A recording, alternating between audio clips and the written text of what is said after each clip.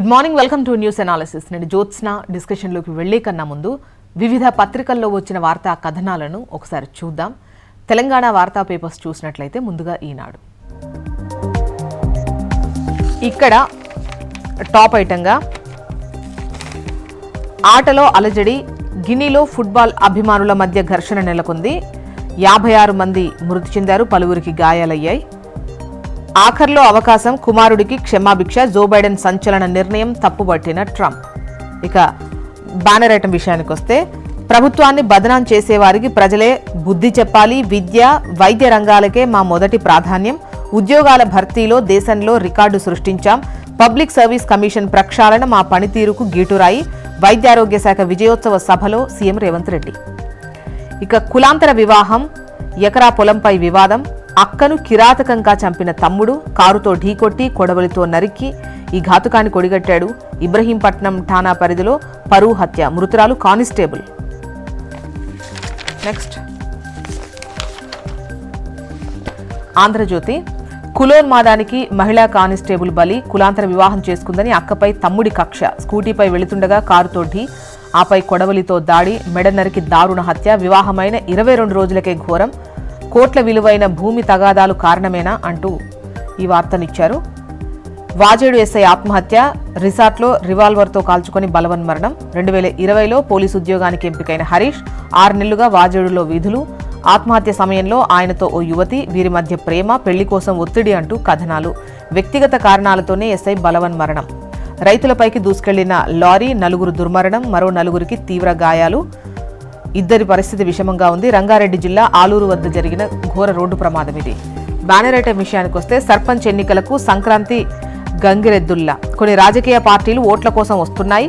10 సంవత్సరాల్లో ఏమీ చేయని పార్టీలు 10 నెలల కాంగ్రెస్ ప్రభుత్వాన్ని బదనాం చేస్తున్నాయి. కర్రు కాల్చి వాత పెట్టాలి, విష ప్రచారం తిప్పికొట్టాలి, రుణమాఫీ భరోసాతో కొందరి గుండెల్లో పిడుగు, ఫామ్ హౌస్లో పడుకున్నోళ్లకు మనశ్శాంతి లేదు, చిన్న ఆరోపణ కూడా లేకుండా టీజీపీఎస్సీ పనితీరు, త్వరలోనే గ్రూప్ 1 నియామక పత్రాలు అందజేస్తామంటున్నారు సీఎం రేవంత్ రెడ్డి. నెక్స్ట్ మాఫీ ఎవరికైంది అన్నటువంటి ప్రశ్నతో బ్యానర్ ఐటం నమస్తే తెలంగాణలో మీరు చూడొచ్చు. రుణమాఫీ పూర్తయిందన్న ప్రభుత్వ ప్రకటనపై రైతుల ఆక్రోశం, బ్యాంకులకు పరుగులు, తమ సంగతేంటని ప్రశ్న, 4వ జాబితాలోనూ లేకపోవడంపై అసహనం, పలుచోట్ల వ్యవసాయ అధికారుల నిలదీత, 2 లక్షల పైన రుణం ఉన్న వారిలో అయోమయం, మాఫీ ఢోకాపై రైతుల రాస్తారోకోలు, ధర్నాలు అంటూ వార్తనిచ్చారు. ఏడాది పాలన ఎడతెగని ఆవేదన అంటూ ఫిరాయింపులు, దబాయింపులు, బుకాయింపులే అన్ని హరీష్ మండిపాటు. నెక్స్ట్ వెలుగు. ఫుట్బాల్ మ్యాచ్లో లొల్లి, 100 మంది మృతి, ఆఫ్రికా దేశం గినియాలో ఈ ఘటన జరిగింది. మ్యాచ్ రెఫరీ తీసుకున్న నిర్ణయంతో మొదలైన గొడవ, వందలాది మంది దూసుకొచ్చి పరస్పరం దాడులు, తొక్కిసలాటలో ప్రాణాలు కోల్పోయిన అభిమానులు. ఇక అక్కను చంపిన తమ్ముడు, రంగారెడ్డి జిల్లా రాయపోల్లో జరిగింది ఈ ఘటన.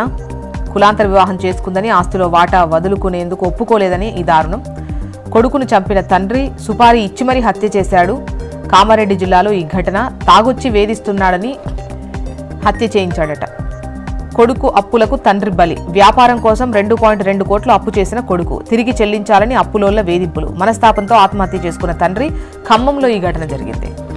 ఇక కూరగాయలు అమ్ముకునే వాళ్లపైకి దూసుకెళ్లిన లారీ, 9 మృతి, 3కి తీవ్ర గాయాలు. రంగారెడ్డి జిల్లా ఆలూరు గేటు వద్ద జరిగింది ఈ ఘోర ప్రమాదం. రిక్రూట్మెంట్లో మాది రికార్డ్ అంటున్నారు సీఎం రేవంత్ రెడ్డి. ఏడాదిలో 50,000 ఉద్యోగాలు భర్తీ చేశామంటున్నారు.